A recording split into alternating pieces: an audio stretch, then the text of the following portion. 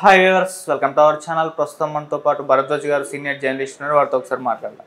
Sir నమస్కారం. నమస్తే sir, Pawan Kalyan గారికి అండ్ అల్లు అర్జున్ గారికి వీళ్ళిద్దరి మధ్య వివాదం తగ్గిపోయింది, వీళ్ళ ఫ్యాన్స్ మధ్య కూడా వివాదం సద్దుమణిగిపోయింది అనుకున్న ఈ టైంలో నిన్న పవన్ కళ్యాణ్ గారు కర్ణాటకలో ఒక ప్రెస్ మీట్లో మాట్లాడుతూ అంటే పర్యావరణం వాటి గురించి సంబంధించింది మాట్లాడారు సార్. ఆ నేపథ్యంలో ఆయన ఒక స్టేట్మెంట్ ఇచ్చారు. అంటే ఇంతకుముందు సినిమాల్లో హీరోలు అడవులను కాపాడేవారు, ఇప్పుడు గొడ్డలు పట్టుకొని స్మగ్లింగ్ చేయడం కూడా హీరోయిజం అయిపోయింది అన్నట్టుగా స్టేట్మెంట్ ఇచ్చేసరికి ఇది పుష్ప సినిమాని పరోక్షంగానే విమర్శించారు ఆయన అని చెప్పేసి చాలామంది మాట్లాడుకుంటున్నారు. మరోసారి చర్చలకు దారి తీసింది, మరోసారి వీళ్ళిద్దరి మధ్య వివాదం ఉంది అని చెప్పేసి అందరు కూడా మాట్లాడుకోవడం చూస్తున్నారు సార్. మరి ఆయన స్టేట్మెంట్ని మీరే విధంగా చూస్తారంటారు సార్?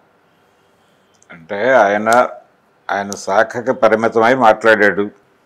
మాట్లాడే క్రమంలో ఆయన మాట్లాడింది బెంగళూరులో కాబట్టి ఒక కన్నడ సినిమా రెఫరెన్స్లో మాట్లాడాడు. ఆయన గంధద గుడి అని రాజ్ కుమార్ విష్ణువర్ధన్ నటించినటువంటి ఒక పాత సినిమా, 40 ఏళ్ళు అన్నాడు కానీ అంతకంటే ఎక్కువే అయింది. అది దాదాపు 48-49 సంవత్సరాల క్రితం రిలీజ్ అయిన సినిమా అది.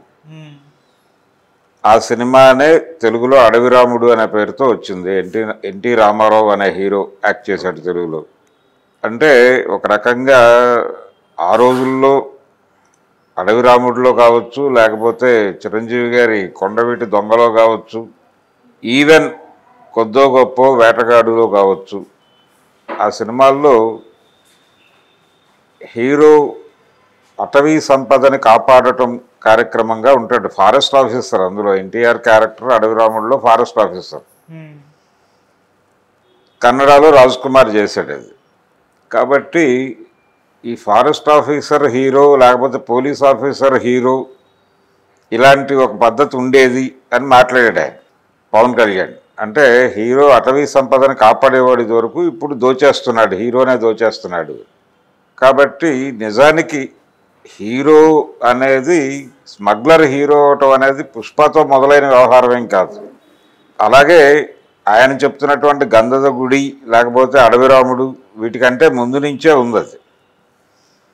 దానికంటే కొద్దిగా ముందు వచ్చినటువంటి దీవార్ సినిమా, దీవార్లో అమితాబ్ స్మగ్లరే.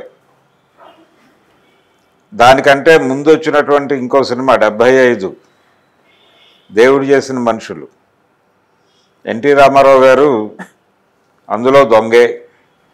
విమానాలని హైజాక్ చేస్తూ ఉంటాడు ఆయన.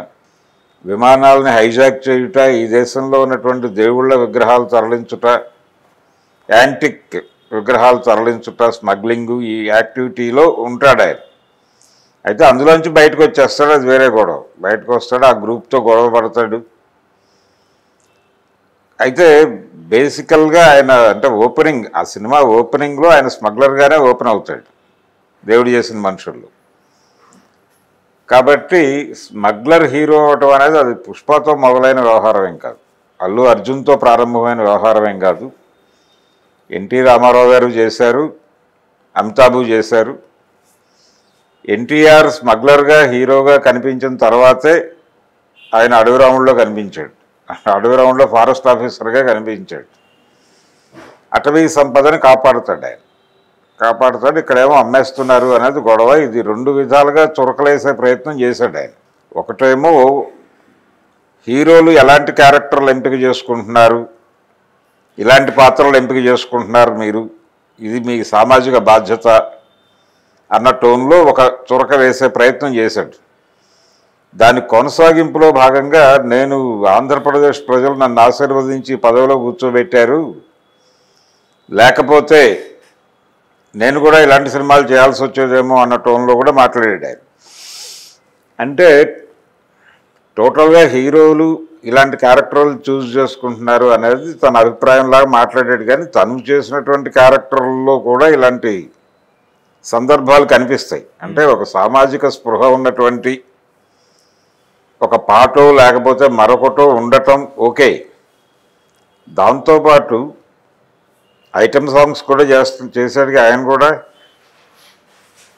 అది కూడా తప్పే అంటే పూర్తి పవిత్రంలోకి వెళ్ళిపోయి ఒక క్యారెక్టర్గా చూడాలి. నిజానికి పుష్పరాజ్ క్యారెక్టర్కి జాతీయ పురస్కారం వచ్చింది, పైగా తెలుగు హీరోలకి మొదటిసారి వచ్చింది. అది తెలుగు సినిమాకి ఉత్తమ నటుడి పురస్కారం రావటం అనేది అదే మొదటిసారి.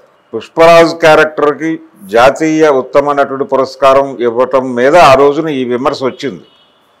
స్మగ్లర్ క్యారెక్టర్కి ఎలా ఇస్తారు అవార్డు అని మాట్లాడారు. దాదాపు అదే అభిప్రాయం ఇప్పుడు ఈయన మాట్లాడాడు. ఆ రోజునే మాట్లాడి ఉండొచ్చుగా, అప్పుడెందుకు మాట్లాడలేదు, ఇప్పుడెందుకు మాట్లాడుతున్నాడు, ఇప్పుడు మాట్లాడుతున్నాడంటే ఈ వివాదం ఉంది కాబట్టి. అంటే తను వైఎస్ఆర్సీపీకి ఏదో ప్రచారం చేశాడు, శిల్పా రవి కోసం వెళ్ళి ప్రచారం చేశాడు. ఈ కాంటెక్స్ట్లో దీన్ని కొంచెం కాంట్రడిక్ట్ చేసేటువంటి ప్రయత్నం చేస్తున్నారు. ఆయన ఇంటెన్షనల్గానే అనుండొచ్చు కూడా. అంటే పుష్పని ఆయన ప్రస్తావించలేదు, పుష్ప పేరు ప్రస్తావించకపోయినప్పటికీ టోన్ అదే. ఆయన టార్గెట్ చేసింది పుష్ప సినిమాని అని అనుకోవడంలో ఎటువంటి మొహమాట పడాల్సిన అవసరం లేదు. నిజానికి దాన్ని యాంటీ క్లాక్ వైజ్ హీరోయిజం అని ఒక జానరు త్రివిక్రమ్ శ్రీనివాస్ కంటే ముందు ఉన్నటువంటి, అంటే త్రివిక్రమ్ శ్రీనివాస్తో ఇప్పుడు ఆయన ట్రావెల్ అవుతున్నాడు పవన్ కళ్యాణ్. గతంలో పూరి జగన్నాథ్ వీళ్ళందరూ కూడా దాన్ని ఫాలో అయిన వాళ్ళు ఆ జానర్ని. పర్టికులర్గా దీవార్ సినిమా ప్రభావం పూరి జగన్నాథ్ మీద చాలా ఉంది. ఆయన సినిమాల్లో హీరోయిజం టోటల్గా దీవార్ రిఫ్లెక్షన్లోనే ఉంటుంది. ఆ దీవార్ సినిమా కూడా తెలుగులో డబ్ అయింది, రీమేక్ అయింది. ఎన్టీ రామారావు గారే నటించారు ఆ క్యారెక్టర్ కూడా. ఆ స్మగ్లర్ పాత్ర కూడా రామారావు గారే చేశాడు. ఓకే, మగాడు అనే పేరుతో వచ్చింది అది. కాబట్టి స్మగ్లర్ని హీరోగా ఎందుకు మార్చారు మీరు అని ఆ రోజుల్లో సలీం జావేదుల్ని అడిగారు ఒక పేపర్ ఇంటర్వ్యూలో, స్క్రీన్ అనే పేపర్ ఇంటర్వ్యూలో అడిగారు. అడిగినప్పుడు వాళ్ళు చాలా స్పష్టంగా ఒక మాట చెప్పారు.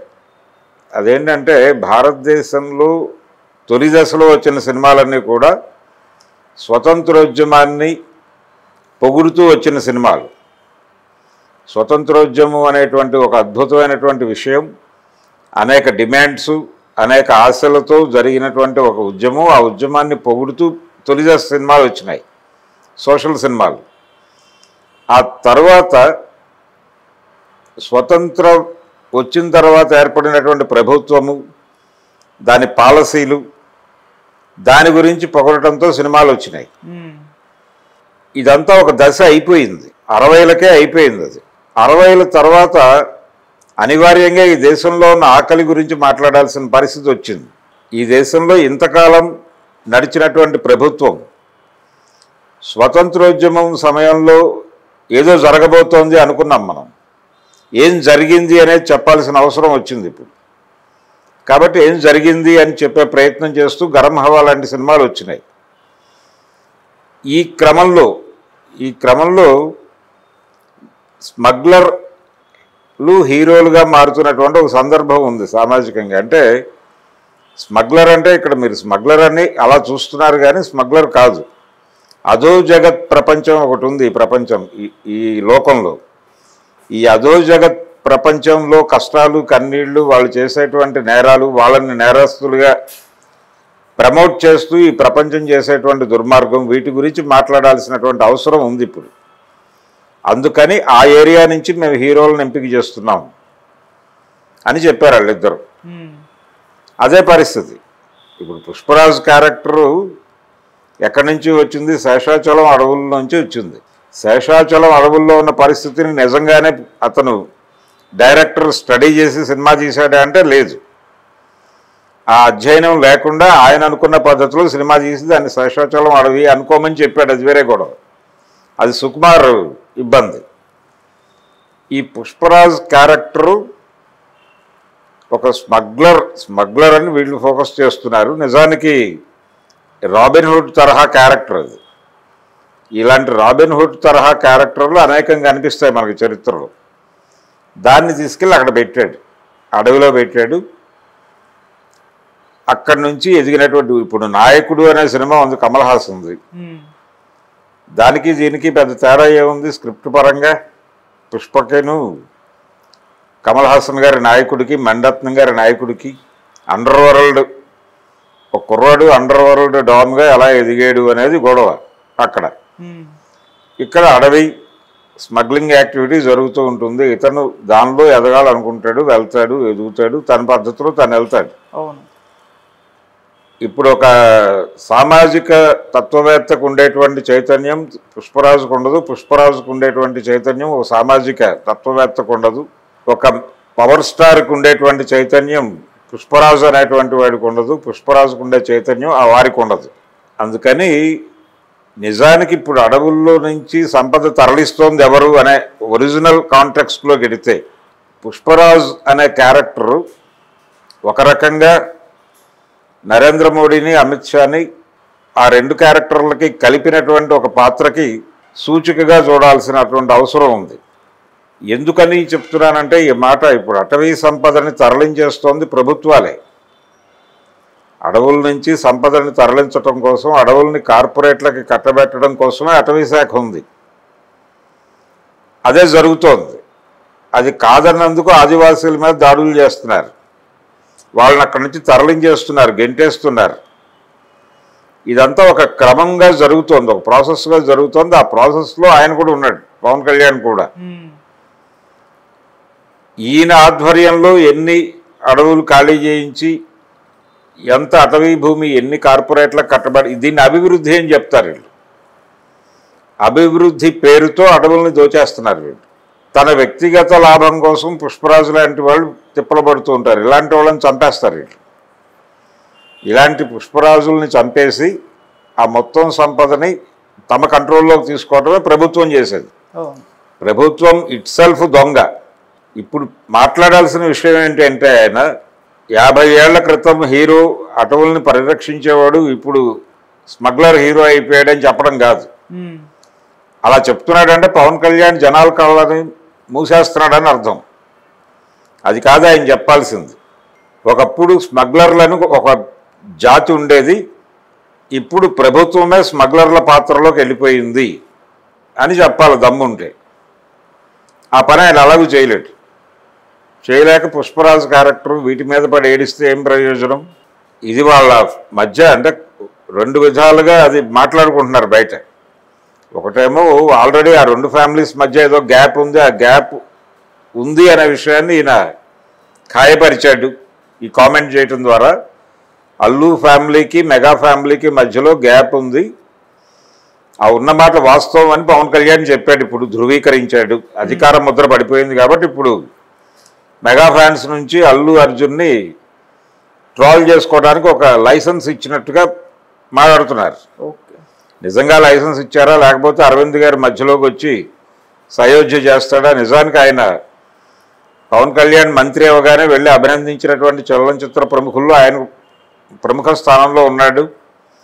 ఆయన పక్కనే కూర్చుని మాట్లాడాడు. బయటకు వచ్చి మీడియాతో మాట్లాడింది కూడా ఆయన ఒక్కడే. అందరి తరఫున ఆయన ఒక్కడే మాట్లాడాడు అరవింద్ గారు. అంటే ఒక రిలేషన్ ఏదో ఉంది వాళ్ళకి. కాకపోతే ఇలాంటివి ఏదైనా జరిగినప్పుడు ఒక స్పెక్యులేషన్ మొదలవుతుంది. నేను ఈ విషయాన్ని, అంటే ఆయన మాట్లాడిన మాటలను కేవలం అల్లు అర్జున్ని టార్గెట్ చేస్తూ మాట్లాడాడు అక్కడ వరకే చూడటం లేదు. ఇంకా బ్రాడర్ వ్యూలో పవన్ కళ్యాణ్ అనే వ్యక్తి సినిమా హీరోగా ఉంటే ఏవో వేషాలు వేసుకునేవాడు. కానీ ఇప్పుడు ఆయన దోపిడీ ముఠాలో భాగస్వామి అయ్యాడు. అడవుల్ని దోచేసేటువంటి ముఠాతో చేతులు గలిపాడు ఆయన. దానికి ఆయన సమాధానం చెప్పుకోవాల్సిన పరిస్థితి వస్తే చెప్పుకోడు, పారిపోతాడు. అది పవర్ స్టార్ పరిస్థితి. ఓకే, పవర్ స్టార్ అంటే అదేదో చంద్రముఖిగా మారుతున్న అనే ఒక డైలాగ్ ఉంటుంది చంద్రముఖి సినిమాలో. అలా ప్రభుత్వం స్మగ్లర్గా మారిపోయి ఉన్నటువంటి సందర్భంలో ప్రభుత్వంలో ఈయన భాగస్వామి అయ్యాడు. కేంద్ర ప్రభుత్వంతో సయోధ్యలో ఉన్నాడు ఆయన. భారతీయ జనతా పార్టీ ఒళ్ళో కూర్చుని ఆడుకుంటున్నాడు ఆయన. భారతీయ జనతా పార్టీ మణిపూర్లో చేస్తోంది అదే. మణిపూర్ అడవుల మొత్తాన్ని తన హస్తగతం చేసుకుని అటవీ సంపదని దోచుకోవడం కోసం అక్కడున్న కుక్కీలను బయటకు గెంటేస్తున్నారు, కుదిరితే చంపేస్తున్నారు. చాలా ప్రాంతాల్లో జరుగుతోంది అదే. ఆపరేషన్ కగార్ అనేటువంటి పేరుతో మొత్తంగా భారతదేశంలో ఉన్న అడవులన్నింటినీ, అక్కడ ఉన్నటువంటి మూలవాసుల్ని ఖాళీ చేయించే ప్రయత్నంలో భారతీయ జనతా పార్టీ ఉంది. దాని గురించి మాట్లాడే దమ్ముంటే మాట్లాడవచ్చు. ఆ పోలికలో అడవిరాముడి గురించి మాట్లాడు, గంధదగుడి గురించి మాట్లాడు, దేని గురించి అయినా మాట్లాడు. అంతే తప్ప పుష్పరాజు క్యారెక్టర్ అసలు ఆ క్యారెక్టరు అదో సినిమా, ఆ సినిమా గురించి ఈయన మాట్లాడటం, దానికి మళ్ళీ 50 ఏళ్ల క్రితం సినిమాల పోలిక పెట్టి, అదే గంధదగుడిలో చేసినటువంటి రాజ్ కుమార్ గారు అంతకుముందు స్మగ్లర్ క్యారెక్టర్లు చేశాడు. అడవిరాముల్లో ఫారెస్ట్ ఆఫీసర్గా కనిపించిన రామారావు గారు 75లో దేవుడు చేసిన మనుషుల్లో స్మగ్లర్గానే నటించాడు. మగాడులో కూడా స్మగ్లర్గానే కనిపించాడు ఆయన. ఈవెన్ ఆయన నటించినటువంటి ఎదురులేని మనిషిలో కూడా అలాంటి క్యారెక్టరే. అంటే ఇలాంటి క్యారెక్టర్లే హీరోలు అనేది 75 నుంచి ప్రమోట్ అవుతూ వచ్చింది. సినిమాలు అలా మారిపోయినాయి. కిరాతకుడిలో చిరంజీవి గారు చేసిన క్యారెక్టర్ ఏమిటి? అదొక మనస్తత్వం ఉన్నటువంటి క్యారెక్టర్ అంతే. ఎందుకు చేసావు ఆ క్యారెక్టర్, నీకు విలువలు లేవా అని చిరంజీవిని ప్రశ్నిస్తే ఇప్పుడు ఏం చెప్తాడు ఆయన సమాధానం? చిరంజీవి అనే టైటిల్తో సత్యనారాయణ గారు ఒక సినిమా తీశాడు చిరంజీవితో. అందులో చిరంజీవి క్యారెక్టర్ సైకో క్యారెక్టర్. ఎందుకు చేసావంటే ఆ క్యారెక్టర్ చేయాలి, ఆ నటుడిగా తనని ప్రూవ్ చేసుకోవడానికి ఆ క్యారెక్టర్ చేశాడు అతను. అదే తప్ప నేను ఇటువంటి క్యారెక్టర్లా చేస్తాను అని మడికట్టుకుంటే ఎలా కుదురుతుంది? సమాజంలో ఉన్న అన్ని రకాల ముఖాలని చూపించగలిగితే నిన్ను నటుడు అంటారు. ఆ క్రమంలోనే దానికి ఉత్తమ నటుడి పురస్కారం వచ్చింది పుష్పరాజుకి. స్మగ్లర్కి ఎందుకు అవార్డు ఇచ్చారంటే స్మగ్లర్ కాదుగా, అతను ప్రొఫెషనల్గా స్మగ్లర్ అని మీరు చెప్తున్నారా? కాదు కదా, ఒక స్మగ్లర్ క్యారెక్టర్ని అతను పోర్ట్రైట్ చేశాడు. చేసిన పద్ధతి బాగుంది, జనాలకు నచ్చింది, ప్రజలను ఇన్ఫ్లుయెన్స్ చేయగలిగాడు తన నటన ద్వారా, అయిపోయింది. అవార్డుకి అంతకుమించి అర్హతే ఉంది. ఇవన్నీ పవన్ కళ్యాణ్ ఇలా మాట్లాడటం తప్పు. ఓకే, ఖచ్చితంగా పవన్ కళ్యాణ్ ఇలా మాట్లాడటం మీద క్వశ్చన్ చేయాల్సిన అవసరం ఉంది. అల్లు అర్జున్ మాట్లాడు కానీ ఇప్పుడు అడవుల నుంచి ప్రభుత్వం గెంటేస్తున్నటువంటి జనాలందరూ పవన్ కళ్యాణ్ని నిలదీయాల్సినటువంటి అవసరం అయితే ఉంది. అటవీ సంపదని కాపాడే ఉద్దేశం ఉంటే ముందు బయటకు వచ్చేయి, ప్రభుత్వం నుంచి వచ్చి మా వైపు నిలబడు, పోరాటం చేద్దాం అని పవన్ కళ్యాణ్ ఇంటి ముందుకు వెళ్ళి, ఇప్పుడు ఆపరేషన్ కగార్ అనే పేరుతో కేంద్ర ప్రభుత్వం చాలా ప్రాంతాల్లో, ఛత్తీస్గఢ్లోను ఇతర ప్రాంతాల్లోనూ అడవుల నుంచి బయటకు గెంటేస్తున్న వాళ్ళందరూ కూడా వెళ్ళి పవన్ కళ్యాణ్ చేయి పట్టుకుని బయటకు లాగాల్సిన అవసరం ఉంది. Thank you so much. Thank you.